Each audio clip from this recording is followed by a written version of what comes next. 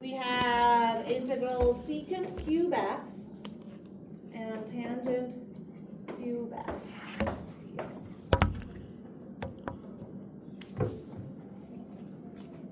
What is odd here? Both of them are odd, but what case are we considering then? M is odd, right? So the case one, where M is odd, meaning tangent is odd, then we factor out, Secant? Continue. factor out one secant x tangent x. So in here, we are gonna factor out, what am I doing? Factor out one secant x tangent x. So we're gonna take one secant from here, one tangent from here. So we will have secant, actually I did it differently here, I don't know why. Squared x. I factored out the tangent x. That's weird. Doesn't need to like Hold rest on. on something? No. Well, I did it this way. I did it like 2 years ago this way, so I'm gonna stick with what I did. Oh, I know what they meant by factor out the secant x tangent x. Ignore that. Just do this.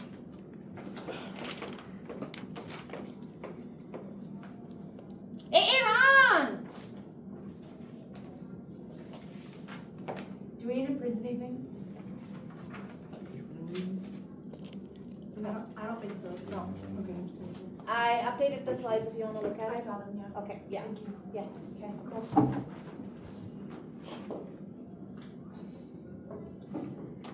Give me a second.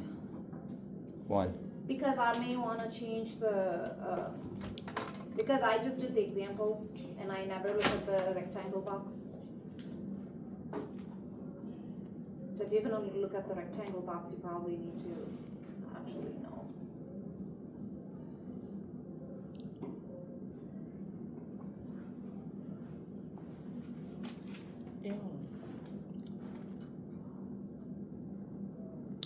Okay, I think it's,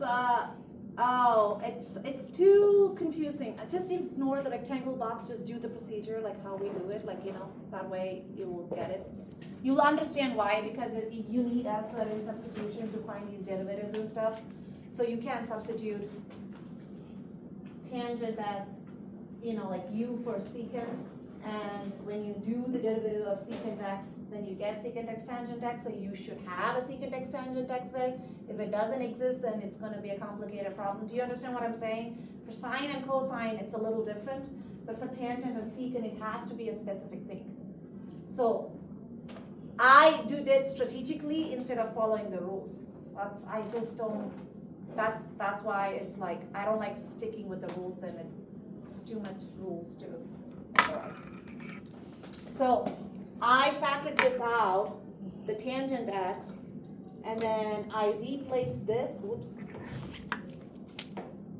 I took one tangent x, and then I used the Pythagorean identity. Okay, so secant cubed x times tangent x, and then One secant minus squared x minus 1. Okay. Okay? Are you okay with where this is coming from? Yep. Yeah. Okay, dx. So now I would choose, what did I do? Secant x as my u. If I did secant x as my u, then I get, oh, okay. Now the rules make sense. I just have to follow the rules. Okay. The goal is, if something is odd, let me erase all the rules. If something is odd, it's easy to factor that out and use your Pythagorean identity. Okay? So you take one out. So the square part, you can use a Pythagorean identity. And then you plug in u for the secant x part. Because if you plug in u for the tangent x, what will happen when you find the derivative of tangent x? You will have a secant square. we have multiple secants, it becomes very confusing. Do you understand why we have to choose the u to be the easy one? Okay, you want to use u as secant x. I am trying to explain the rationale behind things instead of you memorizing the rules. Okay, if you memorize all of the rules there are so many rules to memorize and you will forget them. But if you understand why we're choosing certain things, it's probably, even if you do forget your rules, you can do it. So I am choosing u for secant x. Okay, so that way this becomes u cubed or whatever u to the exponent, and this becomes u squared. Okay, so we don't have to worry about it. But what is du? Secant x. Secant times tangent. Secant times tangent, right? So secant x, tangent x. When we did sine and cosine, it was so easy. There was no extra function. This is why it says, the rule says factor out a secant x and a tangent x. This secant x, tangent x will be replaced with du. I see the tangent x here and the dx here. But where is the secant x? It's one of the ones, right? So that's why the rule said factor out the secant and the tangent. I just didn't follow the rule like that. Sure. Okay, so this part is secant squared, or let me use the same color for everything so you know what I'm talking about. So secant x times secant squared x times tangent x times secant squared x minus x dx. Whoa. I just rewrote all of these, that's all, to fit what I can substitute from here. Okay? All the white things can be substituted with du.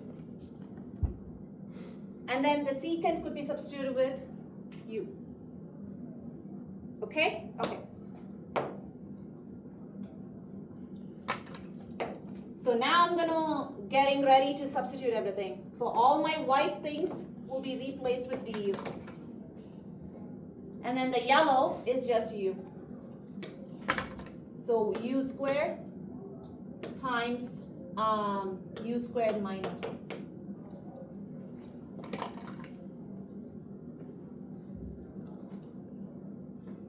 And then you can do your math from here. Yes? Okay, do your math from here. And comes u, or yeah, u to the 4 minus u squared.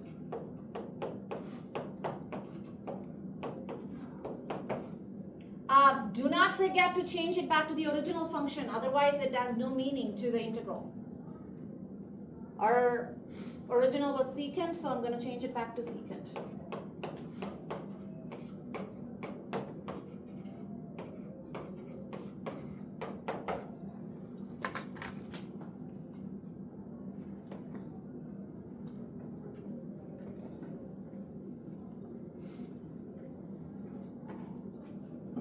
Jackie, you need to work on your time.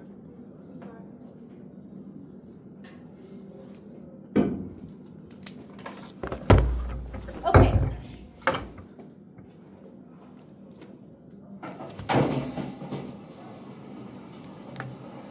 Shall we move on?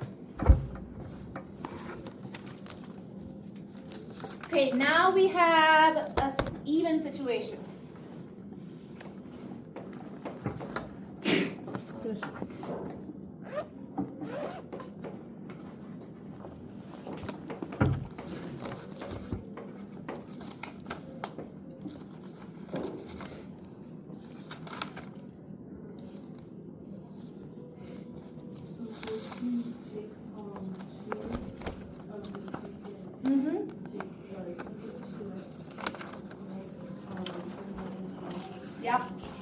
Yep, you got it. Okay, I'm going to factor out a secant squared x. Because if we substitute u tangent x, then the derivative of that would be a secant squared. So you want to make sure that we have even powers. So one of the derivative could be replaced with du. Like one of the secant squared will be replaced with du, and the other secant squared could be an identity. Okay? Okay. It'll come with practice. Don't worry. We're not going to do a lot of secant tangent stuff after this. Is it good? Mm-hmm. Good for you. The honey is hitting. Wow. Okay. It's amazing. I factored out the secant squared x. And then another, so it's going to be secant squared x. And then tangent squared x is going to stay as it is. Okay, one of the secant squared x is going to become 1 plus tangent squared x. Maybe I'll change the yellow.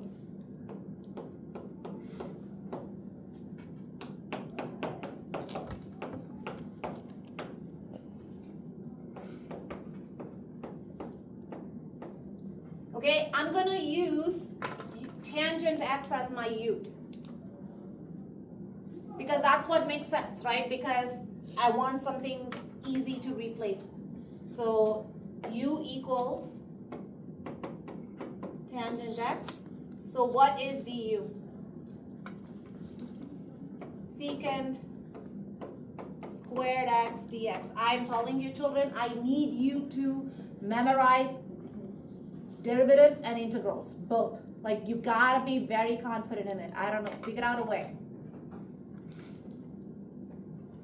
Okay, so now, see this whole thing, secant squared x dx in my integral, the circles, can be replaced with du, and the rest will be all u.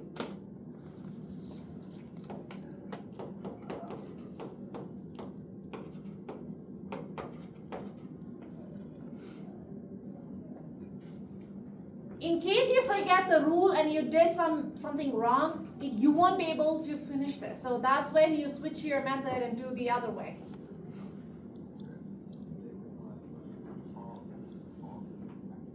What are you watching? I forgot my phone. You forgot your I phone? came so early. Good job! I should tell Miss Robbins to give you extra credit. Or maybe I should give you extra credit for computer science. You got 3 points. Because you forgot your phone. Miss, I don't have my phone. No, don't lie to me. No. If you lie, I'll take 5 points off. I have my phone. Okay.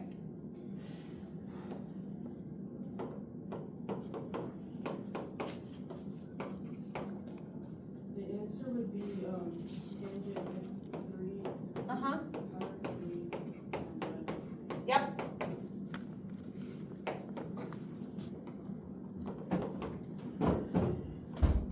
I have a question. What, are you gonna go get your phone or what? I'm gonna talk to Miss Robbins about something. Okay.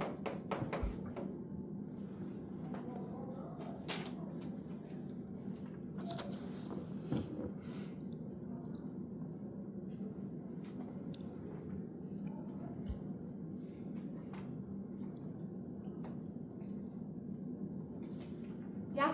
If we have these types of problems, is it okay if we use like just the one tan then instead of like tan squared? Because for the u, just use tan. Oh, oops, sorry, miss. Okay.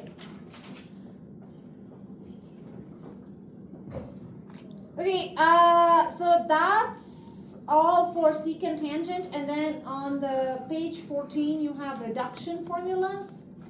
So when we did integration by parts, oh shoot, I wanted to give you a problem, but actually it was a complicated one. Anyway, we'll do it later. When we did integration by parts, remember how with when you did your Liate and you had to plug in u with an x to the fourth or something, and then you run around like keep doing it multiple times, so we had tabular integration instead? Remember that? Look at your notes. Look at your notes. And when it came to integration by parts, we had tabular integration because we have to do the same integration by parts like multiple times. to avoid doing that, we had like a quick way of doing things. Yeah. Okay. It's the same idea here when it comes to reduction formulas. So when you have exponent, multiple exponent, like integral of sine x, and it works for any exponent actually. So integral of sine x is what? Cosine x? Negative cosine? No. Negative cosine x. But if it was sine squared x, it's not negative cosine squared x. It's not. So then what do we do? Is it like you bring sine to the power of 3 and divide that by 3? Nope, we are not doing any of those. We are replacing it with the Pythagorean identity, and then doing your whatever you did for your the odd, even, whatever shit that you did here. Okay. Now, what if it is 4? What if it was 9? It becomes more redundant to do it again and again and again. So that's why we have these reduction formulas. So it reduces the exponent, like just like how tabular integration is like a little shorter way of doing things. It's the reduction formulas. Should I let you use this on your quiz?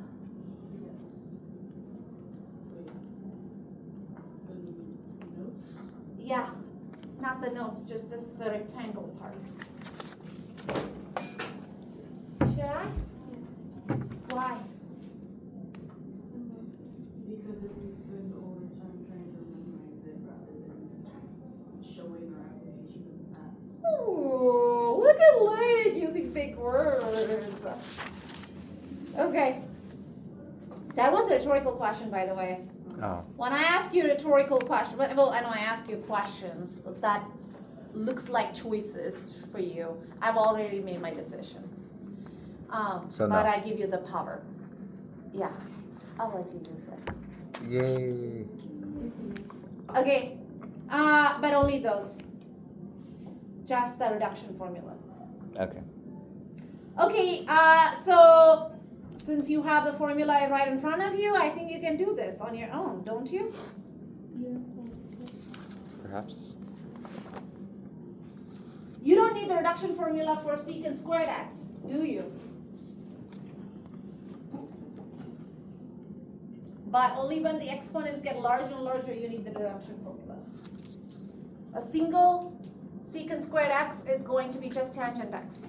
So for secant cubed, you need the reduction formula, okay? So, oops. Integral secant cubed x dx. Okay. What does the reduction formula say? Secant to the n minus 2, whatever this exponent is, minus 2. So I'm just going to plug it in for now, and then we will simplify it later. So 3 minus 2 x, don't leave out the x please while you're doing things, tangent x over n minus 1, which is 3 minus 1, plus n minus 2 over n minus 1. 3 minus 2 over 3 minus 1. This is our n, by the way.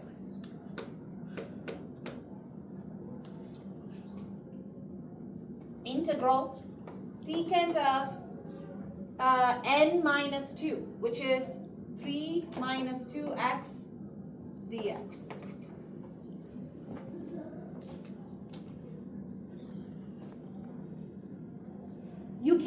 You can't use the reduction formula when n is equal to 1. So meaning when integral secant x dx is definitely not any of these. We will figure that out later. You will, I think the cheat sheet already has that. No, it doesn't, huh? Okay, well, I will give it to you. We'll add it on.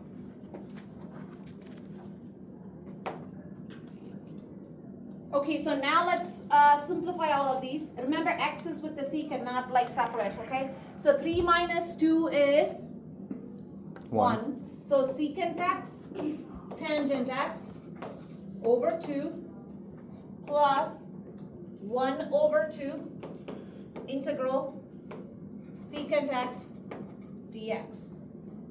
Okay, now what is antiderivative of secant x? Huh? Do we have an antiderivative of secant x? Can you combine those? Can you combine that? Because I thought it was Like that, put the half outside? yeah, like can you combine the half and the secant tangent over 2? Because I thought like since it's just being multiplied by the secant. Like What do you by the- mean by the combine? integral. You can't add them. So you didn't just add them just now? No. Okay. What is the antiderivative of secant x? 1/2 secant. Is there an antiderivative of secant x? No. I'm going to give it to you, memorize this. Actually add it onto your cheat sheet. What cheat sheet? The half sheet that I gave you. Oh, At the beginning. that cheat sheet. Integral This one? from this of individual secant x is ln tangent x plus secant x plus c. Children, you gotta memorize it. I don't know what else to say. Is it similar for tangent? No. No. There is a little bit of a mess in for tangent, so we'll worry about tangent when we get there. Oh. Mine was really easy. So it'll just be the ln over 2. Huh? I just said, will it be easy to combine after you find the antiderivative? Or do you have to find the antiderivative? No, you don't have to combine at all. Just leave it. You can't combine anything. Because I will tell you why is they're all different. They are not the same thing. So this would be ln from there. It's going to be tangent x plus secant x plus c. This is the answer. Don't combine anything. Sometimes you guys try to simplify and then you simplify everything wrong. Don't do that. You can't combine because there's just too many functions. These are not equivalent values to put them together. If you want, you can factor the half out, but that's not going to do anything to it. It really doesn't matter.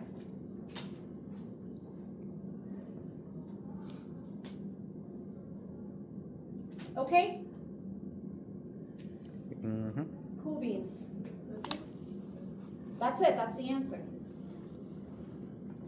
So one new thing to memorize is antiderivative of secant x, and I don't know. I thought I had my.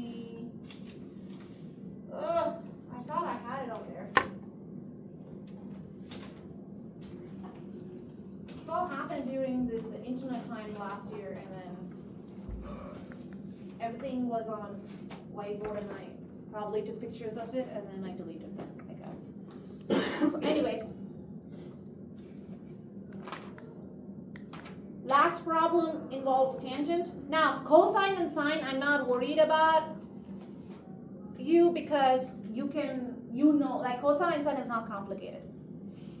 But these ones are complicated because of just, secant x has a different antiderivative and secant squared x have a different, derivative, and then this has a different antiderivative and all of those. So this all like plays games in your brain. Okay, last example. After the last example, the remainder of the time, I'm going to take the textbook out and then I'm going to give you problems. And you're going to have to do it on a piece of paper and practice all of those. Okay, great. I just don't want to type all of those on a piece of paper and print it out for you while you can I can write it on the board, that's all. It's just so much time to put the damn integrals and all of the stuff on Google Doc.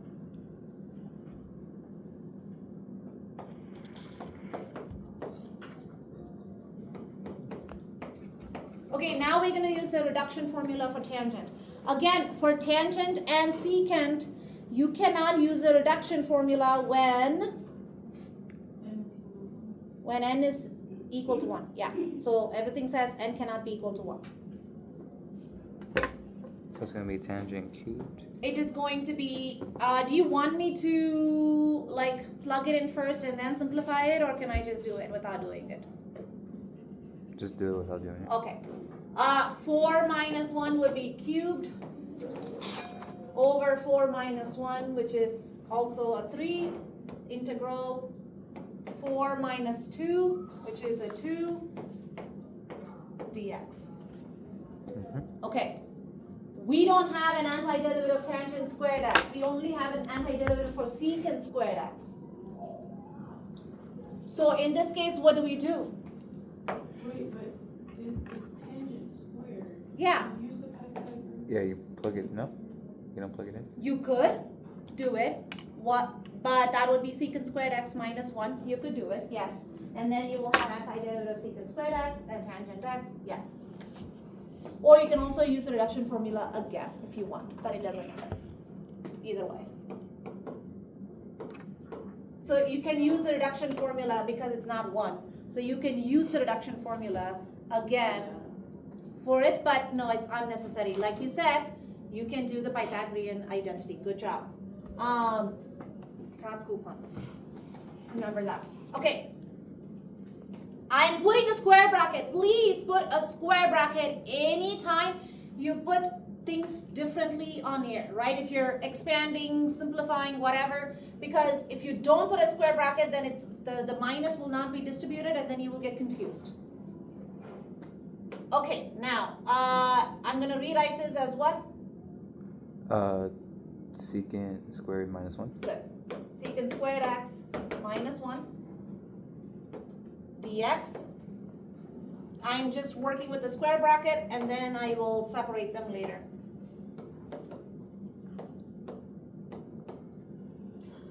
Minus. Do you need me to separate it, or can I just find the antiderivative directly and you'll be fine with it? Antiderivative of secant squared x is tangent x. Minus x. Minus x, square bracket, plus c, and now I'm getting ready to distribute the negative, so you will have tangent cubed x over 3 minus tangent x plus c.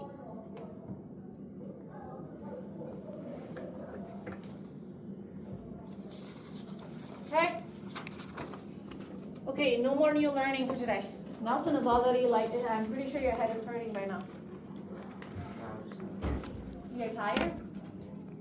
Hungry? I have granola bars.